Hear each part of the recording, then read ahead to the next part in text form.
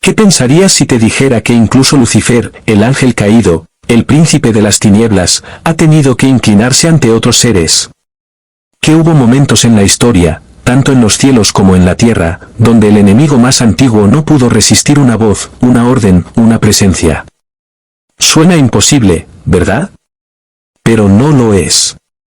Porque en la realidad espiritual existen seres tan llenos de gloria, tan revestidos de autoridad, que incluso el dragón, el adversario, no tiene otra opción más que retroceder. Estos no son ángeles comunes. No son figuras con alas en cuadros antiguos ni mensajeros que solo traen buenas noticias. Son guardianes del orden eterno, guerreros del trono celestial, ejecutores del poder divino. 3 nombres. 3 funciones. 3 armas que el cielo desató en la batalla más antigua del universo. Y hoy vamos a descubrir quiénes son, por qué Lucifer los teme, y sobre todo, qué significa esto para ti ahora mismo. Así que quédate hasta el final, porque lo que estás a punto de escuchar cambiará la manera en que ves el mundo espiritual. Prepárate. Porque esta no es solo una historia, es la guerra detrás de todo lo que conoces. Y si eres nuevo aquí, bienvenido a Ecos de la Biblia, el lugar donde revelamos lo que otros no se atreven a contar, ángeles, profecías, guerra espiritual y los secretos más profundos de la palabra. Dale like, suscríbete, comparte y prepárate, porque esto te volará la mente. Antes de escuchar sus nombres, hay algo que debes entender. El cielo no siempre fue un campo de batalla. Antes de la primera rebelión, hubo paz. Una armonía perfecta, un orden donde cada ser creado sabía a quién pertenecía. Y en medio de ese orden, un trono. Inaccesible. Inmutable. Resplandeciente con una gloria que ninguna mente humana puede comprender. A su alrededor, millones de seres espirituales. Ángeles. Cada uno con un propósito, cada uno con una misión. Entre ellos, uno se elevaba en belleza y sabiduría, Lucifer. El hijo de la aurora. El portador de luz. El favorito entre los favoritos. Su voz llenaba los cielos de música. Su esplendor era como fuego reflejado en cristal. Tenía acceso al monte santo de Dios, caminaba entre piedras encendidas. Ningún otro ángel parecía tan cercano a la perfección. Pero la gloria que lo rodeaba comenzó a transformarse en veneno. Lucifer dejó de mirar hacia el trono, y empezó a mirarse a sí mismo. Y lo que comenzó como un pensamiento, se convirtió en ambición: seré como el Altísimo. Esa frase cambió la historia del universo. Porque donde entra la soberbia, la guerra es inevitable. Se desató un conflicto que no ocurrió en un campo físico, sino en las alturas. Ángeles divididos. Lealtades rotas. Un tercio del cielo arrastrado hacia la oscuridad. Y en medio de esa traición, 3 voces se levantaron. 3 presencias que no negociaron, no cedieron, no temieron. 3 mensajeros convertidos en ejecutores. 3 heraldos de un reino que no podía ser desafiado. Ellos marcaron la diferencia. Ellos dictaron el destino de Lucifer y sus seguidores. Y aunque la batalla terminó con un destello como relámpago, Lucifer cayendo como rayo a la tierra, la guerra no ha terminado. Porque estos 3, aún se mueven. Aún intervienen. Y cuando aparecen, incluso el enemigo más antiguo sabe que no hay espacio para negociar. ¿Quieres saber quiénes son? Prepárate, porque lo que viene a continuación no es mito. Es historia espiritual. Una historia que sigue escribiéndose en lo invisible, incluso ahora. Si hay un nombre que resuena como un trueno en las crónicas celestiales, ese es Miguel. Pero no te equivoques, Miguel no es un mensajero que susurra secretos a profetas ni un ángel de consuelo. Miguel es guerra. Es la espada en movimiento, el rugido del cielo cuando la paciencia termina. Su nombre no es casualidad, ¿quién como Dios? No es una pregunta, es un desafío. Una declaración de autoridad. Cada vez que Lucifer lo escucha, su orgullo se quiebra, porque le recuerda lo que nunca podrá ser. En el principio, cuando Lucifer todavía era el portador de luz, Miguel lo conocía. Ambos caminaban entre los mismos coros, lideraban huestes, compartían órdenes directas del Altísimo. Pero cuando la ambición contaminó el corazón de Lucifer, Miguel no titubeó. Él fue el primero en levantarse. La Escritura lo dice sin adornos, pero detrás de esas palabras hay una escena que sacude la eternidad. Y hubo una gran batalla en el cielo, Miguel y sus ángeles luchaban contra el dragón, Apocalipsis 12, 7. Esto no fue una escaramuza. Fue el primer enfrentamiento abierto entre la luz y la oscuridad. Millones de ángeles divididos. La rebelión contra el orden eterno. Y en el centro, Miguel. Lucifer peleó. Sí, peleó con todo lo que tenía, belleza, influencia, astucia. Arrastró consigo una tercera parte de los ejércitos celestiales. Pero aún así, perdió. Cayó como un rayo, expulsado no por la mano directa de Dios, sino por la autoridad que Dios le delegó a Miguel. ¿Lo entiendes? Esto es vital, la obediencia venció al orgullo. Desde ese día, Lucifer sabe que hay una voz que no puede ignorar. Porque cuando Miguel habla, no es Miguel, es el cielo pronunciándose. Y su historia no termina ahí. Siglos después, en un episodio que apenas se menciona en la Biblia pero que encierra un misterio impresionante, lo vemos otra vez enfrentando al enemigo. Pero cuando el arcángel Miguel contendía con el diablo, disputando por el cuerpo de Moisés, Judas 1, 9. ¿Por qué Lucifer quería ese cuerpo? ¿Qué secreto escondía? Nadie lo sabe con certeza. Pero lo que sí sabemos es que Miguel intervino. No con insultos, no con violencia gratuita. Simplemente declaró, el Señor te reprenda. Y Satanás obedeció. Eso es lo que lo aterra, Miguel no actúa en su nombre, sino en el nombre que está por encima de todo nombre. Esa es su verdadera espada. Y no creas que su papel terminó en el Antiguo Testamento. Daniel lo vio en visión como el gran príncipe que se levanta por los hijos de tu pueblo. Y en el libro de Apocalipsis, volverá a aparecer liderando los ejércitos celestiales en la última batalla. Cuando Miguel se mueve, el reino de las tinieblas tiembla.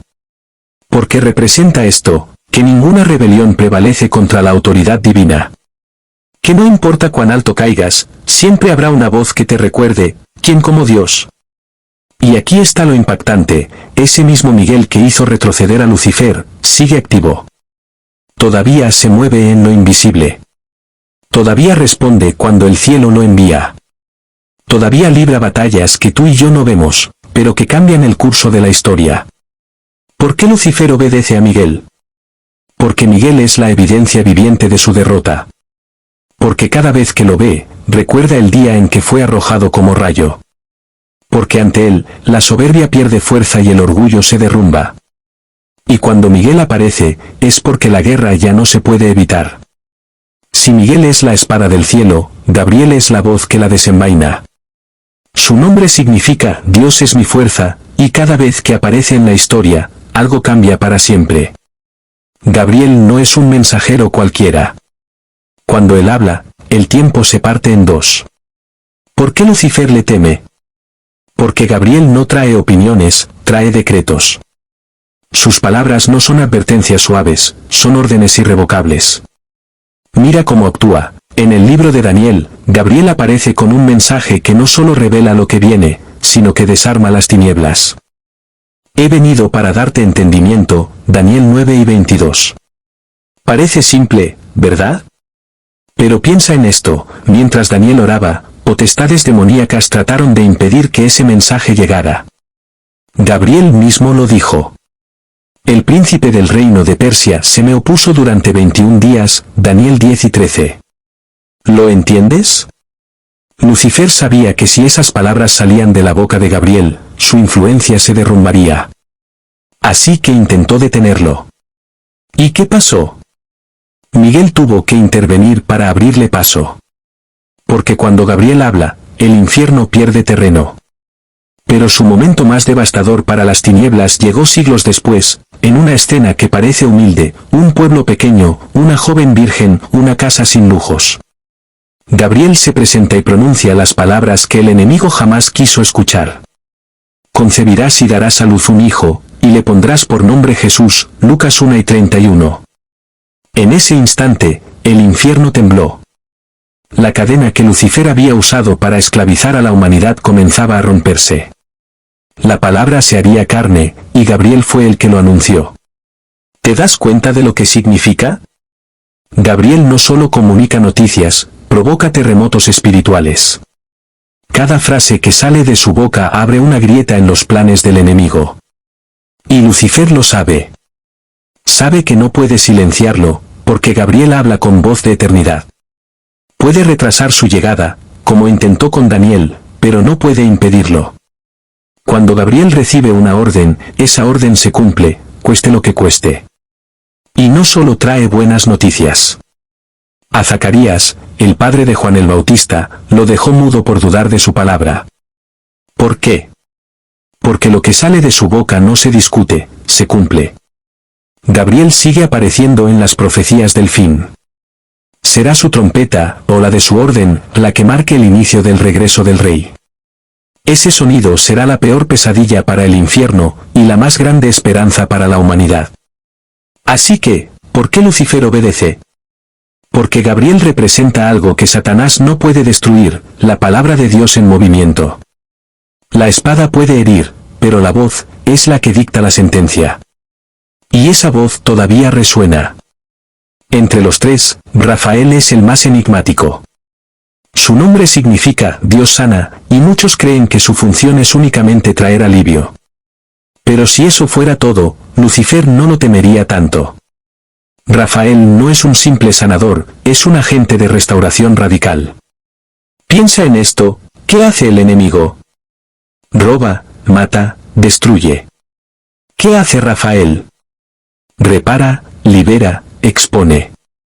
Donde Satanás siembra caos, Rafael siembra orden divino. Lo encontramos por primera vez en el libro de Tobías, un texto que durante siglos ha resonado en la tradición. Allí, Rafael aparece disfrazado de viajero. No viene con espada ni con trompeta, viene oculto, silencioso, pero letal para la oscuridad. ¿Su misión? Acompañar a un joven, expulsar a un demonio que atormentaba a una mujer y devolver la vista a un hombre ciego. 3 actos que parecen pequeños, pero que en realidad revelan su esencia, restaurar lo que las tinieblas rompieron. Y cuando al final se revela, dice algo estremecedor. Yo soy Rafael, uno de los 7 ángeles que están en la presencia del Santo, Tobías 12 y 15. Uno de los 7. Eso significa que Rafael pertenece a un círculo de poder tan cercano al trono que Lucifer no puede acercarse sin ser consumido. Pero su papel no termina ahí. En el libro de Enoc, un texto antiguo que detalla la rebelión de los ángeles caídos conocidos como los vigilantes, Dios le da a Rafael una orden espeluznante. Ata a Azazel de pies y manos, y lánzalo al desierto. ¿Qué significa esto? Que Rafael no solo sana, ejecuta juicios. Que donde hay corrupción, él entra y limpia. Y eso aterroriza a Satanás. Porque si Miguel representa la guerra y Gabriel la palabra, Rafael representa el restablecimiento del orden que el pecado arruinó. Piensa en la estrategia del enemigo, dividir familias, arruinar cuerpos, contaminar generaciones. Ahora imagina a Rafael entrando en ese escenario. Atando demonios. Rompiendo maldiciones. Sanando heridas que llevaban siglos abiertas. Rafael es la prueba de que ninguna herida es definitiva si el cielo interviene. Y eso lo convierte en un recordatorio constante para Lucifer, no importa cuánto destruya, siempre habrá uno enviado a reparar. ¿Por qué obedece entonces? Porque cuando Rafael aparece, es demasiado tarde para negociar. Lo que vino roto, se restaura. Lo que estaba perdido, se recupera. Lo que el enemigo contaminó, se limpia. Silencioso. Preciso. Imparable. Ese es Rafael. Tal vez piensas que todo esto pertenece a un pasado lejano, a historias mitológicas, pero te equivocas. La misma guerra que comenzó en el cielo sigue activa ahora mismo.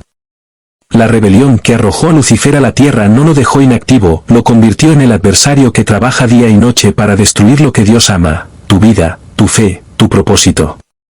¿Por qué crees que a veces la oscuridad parece más real que la luz? ¿Por qué hay batallas invisibles que no logras explicar? Porque el conflicto no es contra carne y sangre, sino contra potestades, principados y huestes espirituales de maldad. Y en medio de ese campo de batalla, estos tres nombres siguen sonando como trompetas. Miguel no colgó su espada. Gabriel no ha guardado su voz. Rafael no dejó de restaurar. Ellos no actúan por capricho, actúan por mandato. Y cuando el cielo decide intervenir, ni el mismísimo infierno puede resistir. Eso significa algo poderoso, no estás solo. No importa cuán fuerte sea la opresión, cuán densa la oscuridad, cuán imposible parezca la situación. El mismo poder que hizo retroceder a Lucifer sigue obrando. Si hoy te sientes derrotado, recuerda esto, hay una autoridad que se mueve más allá de tus sentidos. Una voz que aún ordena. Una espada que aún brilla. Una mano que aún sana. Y el enemigo lo sabe. Por eso su estrategia no es pelear contra el cielo, es convencerte a ti de que el cielo no está contigo. Pero cuando decides creer, cuando te alineas con la voluntad del Altísimo, la misma autoridad que obligó a Lucifer a obedecer se activa a tu favor. Esta no es solo una historia épica. Es una invitación, vive consciente de la realidad espiritual. Porque el que está contigo es mayor que el que está contra ti. Así que, cuando escuches la voz de la duda, cuando sientas que todo está perdido, recuerda estos tres nombres, Miguel, Gabriel y Rafael.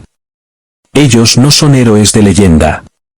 Son testigos del poder que nunca se debilita, guerreros de una batalla que ya tiene un vencedor.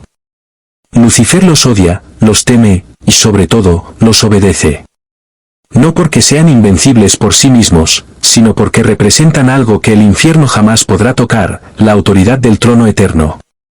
Miguel nos recuerda que la guerra pertenece a Dios. Gabriel nos recuerda que su palabra nunca vuelve vacía. Rafael nos recuerda que lo que el enemigo quebró, el cielo puede restaurarlo. ¿Y tú? ¿De qué lado estás? Porque la batalla puede ser invisible, pero las consecuencias son reales. Esta es la verdad que debes llevarte hoy. Si estos ángeles están activos, entonces el cielo también lo está. Y si el cielo se mueve, incluso el enemigo más antiguo, tiene que retroceder. Porque cuando Dios decide hablar, luchar y sanar, ni siquiera Lucifer puede resistir.